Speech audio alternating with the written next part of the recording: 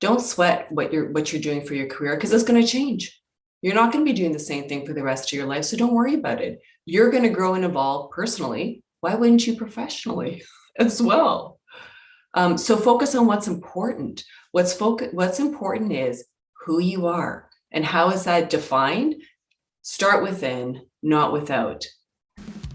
It's the Health in the Real World podcast. It's time to start the show with Chris Janke as your host. Here to give you everything that you need when it comes to fitness strategies. We keep it simple and easy. It's your roadmap to get healthy. You don't need equipment and you don't need a gym.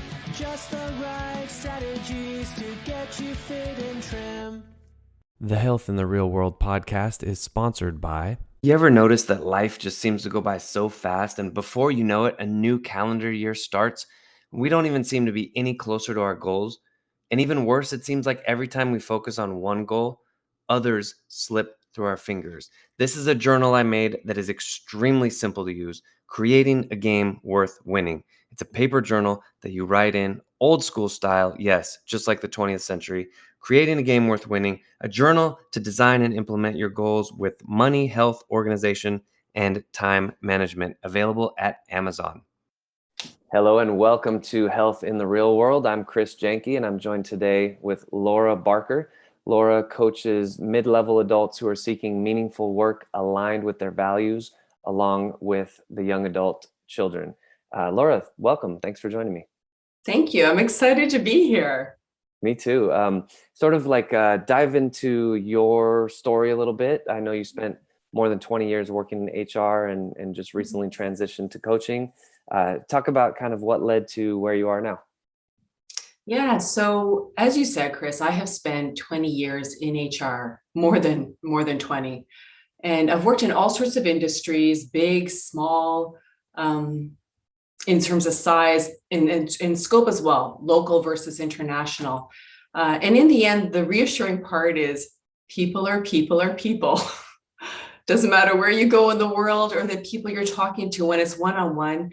Underneath it, we all have the same concerns.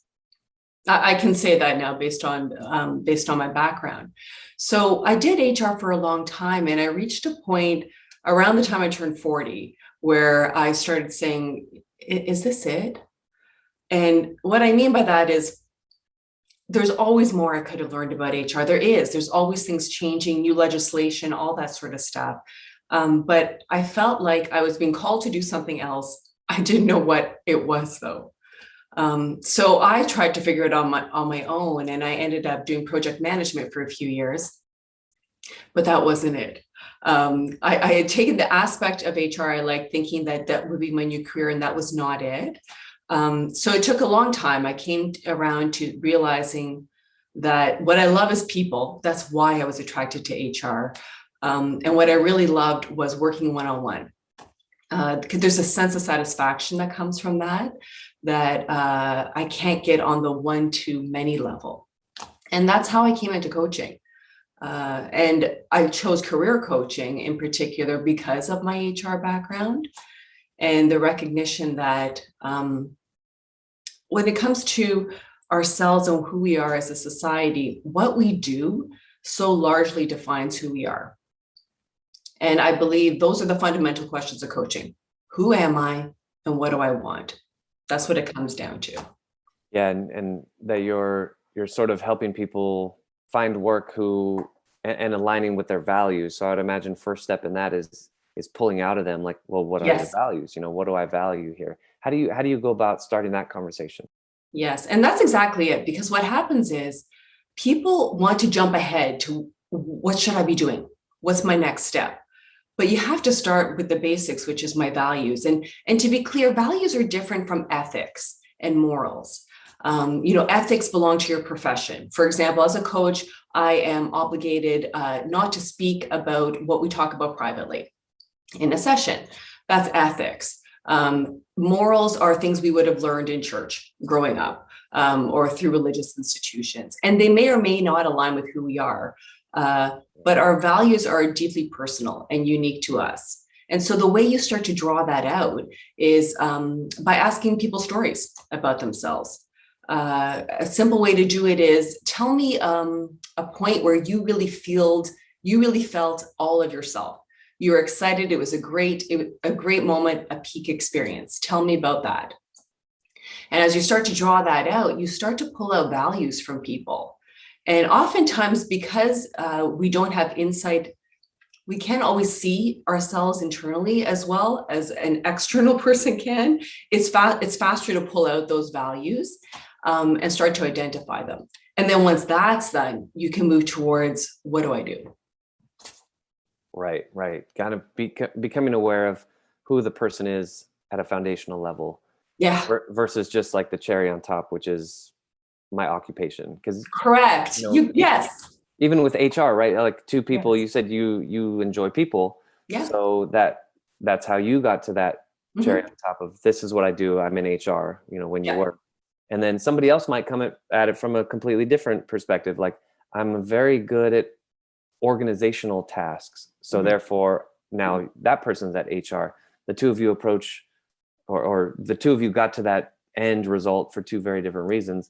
I think I see that a lot with like what I do, and just in the fitness community is like, some people really value like the pain, the struggle, the no pain, no gain. They want to see what they can do internally, and like it's like a daily grind. It's like, something they can prove to the world, and other people really enjoy, I don't know, socializing in their fitness class, or just feeling good, or there's a lot of different ways to get to the end. And I appreciate what you're saying about, you got to dig into the foundation before you get up, right? Yeah. Are there any sort of like, how am I trying to phrase this, like what kind of resistance do you find? Obviously you're not going to get into specifics, but is there any like resistance that you find with people, whether it's intentional or not? Some people are resistant just because it's uncomfortable, and they don't know what to do. But are there any kind of things that come up over and over again, or you seem to see some patterns with that? Yeah, resistance. It's the number one thing that comes up as change starts to happen. I'm sure you see this as a trainer. As things start to happen, resistance comes up. Right. So the language we use in coaching is a saboteur. These are saboteurs that come out.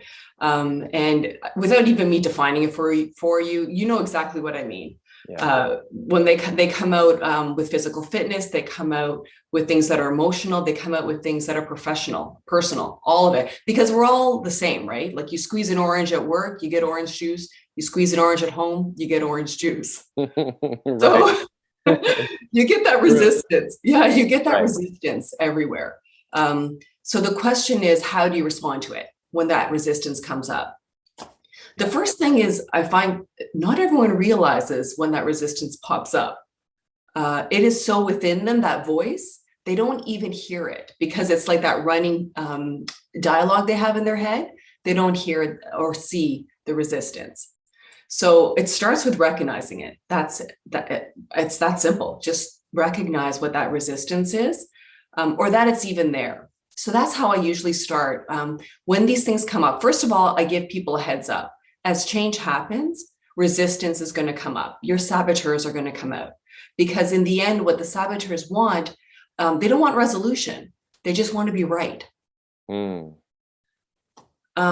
so the thing with resistance is to recognize it's normal. It's normal. And that saboteurs want homeostasis. They don't want things to change. Just like with the physical body, right? Like, as the body wants to be at a certain level. Yeah. Yeah. And we get kind of accustomed to a certain way of behaving and certain results, and anything outside of there is like, whoa. And some people are more open to experiences that are, a little outside the ordinary than others are. True. And of course, that's something that we can definitely train ourselves to adapt to over time. Is just, all the cliches are coming up, like, get comfortable being uncomfortable, stuff like that. And growth mindset. Yeah. But I like that concept about the saboteur, about, get out of your own way. There's another one. Yeah. and to a certain extent, you're like, wait, what does that mean? I don't know what that, right? but once you go through an experience where you do experience some discomfort, and then you break through that, and then you sort of feel like your life will never be the same again, you kind of get it, like, okay, I was in my own way. Yeah. So it sounds like the first step is just being conscious of it. It's like sort of in meditation where they talk about there's like the thinker and the observer. Correct. You sort of have to Yes. become the observer and Yeah. then see what your patterns are to get into that, right? Yep, that's exactly it. Yeah. Yeah. And then, one of the things that I find very helpful with resistance is when that saboteur comes out who doesn't want change, what I say to myself is, what is the 10% I need to hear? That saboteur is there for a reason. It comes from your childhood and was there to protect you. So it wants to be heard. So you know what? Acknowledge it. What is the 10% that they're saying that I need to listen to? Right. And then once you've acknowledged it, you can let it go. Yeah. And you can see that it's not a big deal, right? It just goes away. Yeah. Because you've acknowledged it. Yeah. Yeah. Right. You've heard it, right?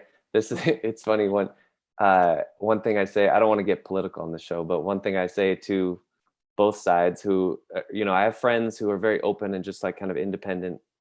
And then I have friends who are very entrenched in one side or the other. And I'll just play devil's advocate, so to speak, right? And say, because I think one important thing is just that somebody on this side can hear somebody on the other side. And it happens inside of our head too.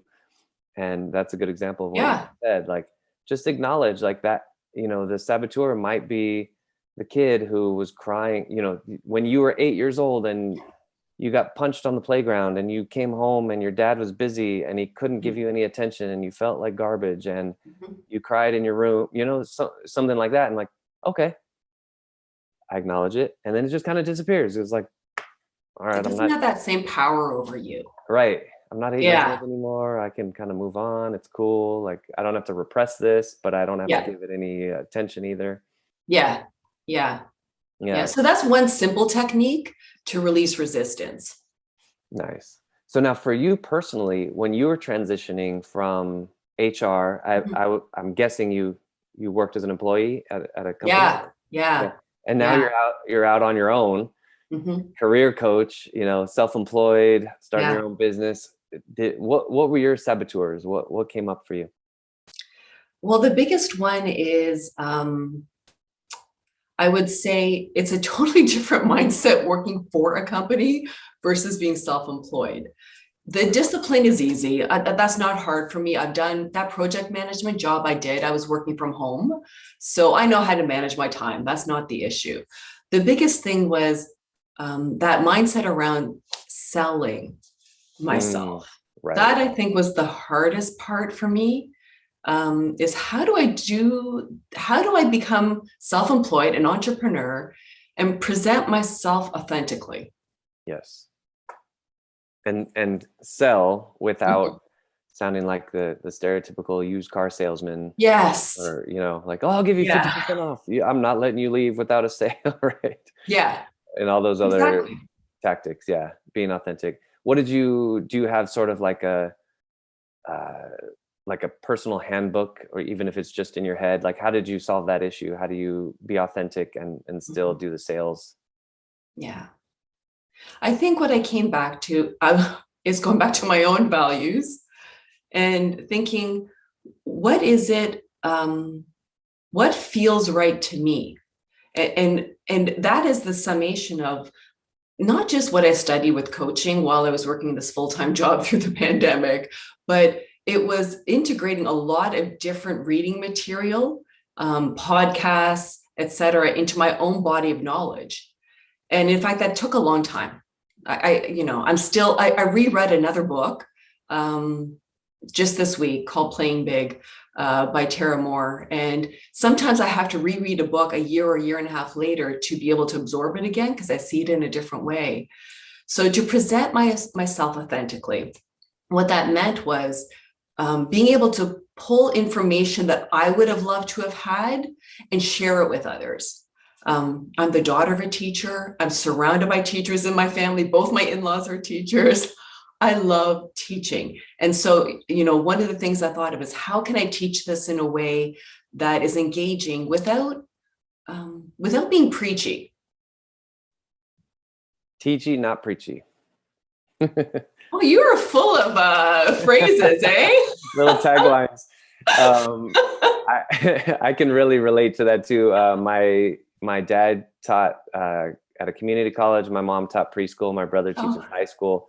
And I'm the only one who's not like an official teacher, but I am a teacher. I'm a fitness teacher. And Yeah. But yeah, I know what you mean. Like the ability to teach without being preachy and like, oh, I know more than you or anything like that. That's dangerous territory, I think. But that's good that you recognize that. Mm-hmm. And don't want to go down that path. But it is very like there's a lot of self-discovery involved in that, because you just said as you transitioned from the HR role to the career coach, that you had to sort of dig into your own values, which is what we started this conversation with, how you sort of go into your client's values. And I would imagine approaching it in that way, going into your own values, like what do I value, what's important to me,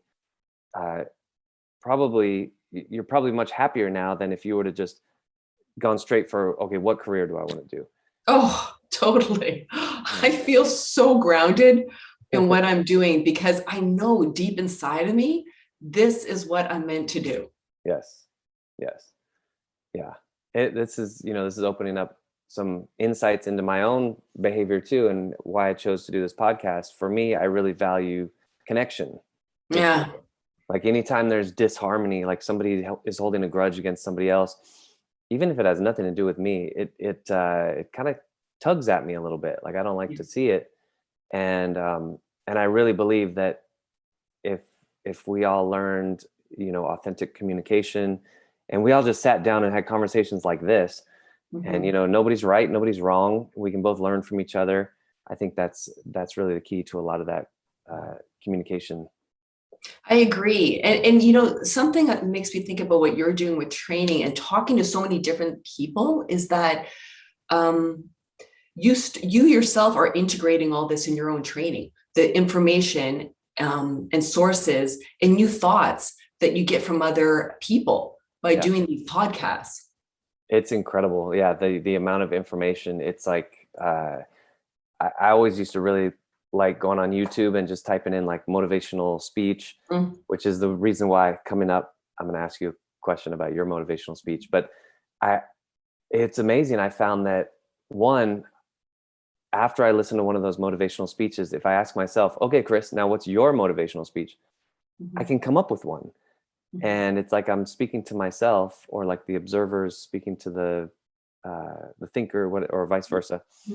And then I realized that everybody has a motivational speech, and it's that that speech that you want to give to yourself 20 years ago, and all the things that you've learned in your life, right? And so I'm going to segue. This is the final question of the podcast.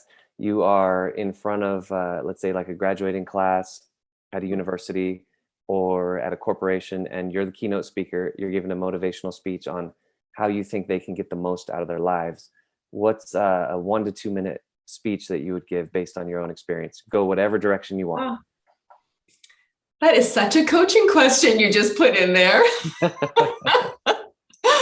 I think what I would say, and I think of my 3 kids who are teens and in university right now, the biggest message I'd have for them is don't worry so much about what you're going to do or what career you have to pick as if it's some sort of black and white.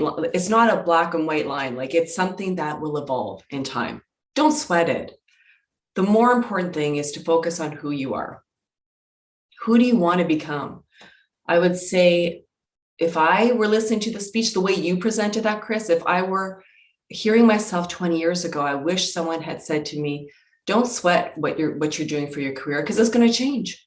You're not going to be doing the same thing for the rest of your life. So don't worry about it. You're going to grow and evolve personally. Why wouldn't you professionally as well? So focus on what's important. What's important is who you are And how is that defined? Start within, not without. And what I mean by that is, especially in our younger years, we're looking for that external validation, which will never satisfy, because there will never be enough out there to satisfy us externally. At some point, when you move it internally and are self-driven, it's like that idea of intrinsic versus extrinsic motivation. When it comes from within, there is a much deeper sense of satisfaction, a much deeper sense of purpose, and understanding of who you are. That's what I'd say. 100%. Awesome. Laura, how do people get in touch with you? Website, social media, how do they reach out? Yeah, so you can reach me on my website, which is really straightforward, laurabarkercoaching.com. I also have a YouTube channel, Laura Barker Coaching as well. And I'm on LinkedIn. You can look me up under my name or Laura Barker Coaching. Nice. Well, sounds good. Again, this is Health in the Real World. I'm Chris Janke, joined today with Laura Barker. Laura, thank you so much for joining me today. I really, really appreciate it. Oh, thanks, Chris. Pleasure meeting you. Thanks for listening to the Health in the Real World show. Make sure to like and subscribe and comment down below. Visit mycorebalance.com to learn more.